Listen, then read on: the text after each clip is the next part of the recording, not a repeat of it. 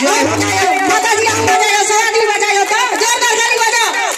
दीनानाथ बाबा के लिए एक बार जोरदार ताली बजाओ। मैया सबरी के लिए एक बार जोरदार ताली बजाओ। एक बार जीतन माझी जिंदाबाद, डॉक्टर संतोष मान कराही छाप जिंदाबाद। हाथ उठाइए सरादी, हाथ उठाइए, एक बार जोरदार ताली बजाइए। झूठी दुनिया से मन के हटा लो, झूठी दुनिया से मन के हटा लो।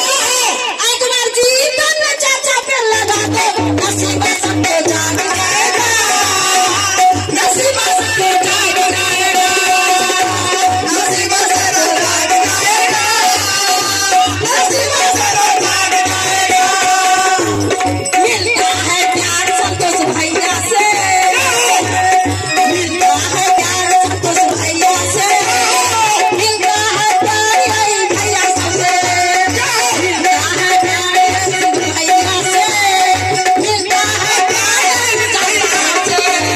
एक बार जोरदार ताली बजा दो, अच्छा भैया मेरे दिल में बसा लो, नसीब सबके जाग जाएगा, नसीब सबके जाग जाएगा, नसीब सबके जाग जाएगा, नसीब सबके जाग जाएगा। दुनिया से मन के हटा लो, झूठी दुनिया से मन के हटा लो, आगे अविनाश भैया के दिल में बसा लो, नसीब सबके जाग जाएगा, नसीब सबके जाग जाएगा। मिलता है प्यार से, मिलता है प्यार भैया सबसे, सब जनता मिल के बसा लो, कराही छाप पे बटन में दबा लो, नसीब सबके जाग जाएगा, नसीब सबके जाग जाएगा। जीतन चाचा दयालु है, गरीब को दया बरसाता है।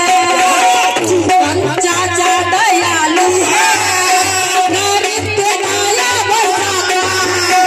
और भाई बंधु मिलके दिल में बसा लो, संतोष भैया के मोहर लगा दो, नसीब सबके जाग जाएगा, नसीब सबके जाग जाएगा।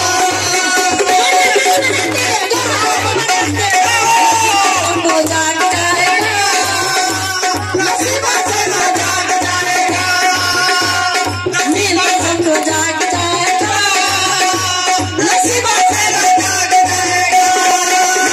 मिलता है प्यार जनता सबसे, मिलता है प्यार भैया सबसे, मिलता है प्यार महिला सबसे।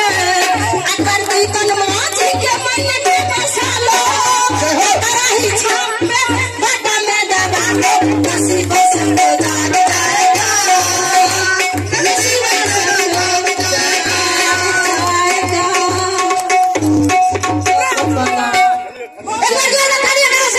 ताली बजाओ, जोरदार ताली भैया सबके लिए, जोरदार ताली बजाओ। एक बार बोल।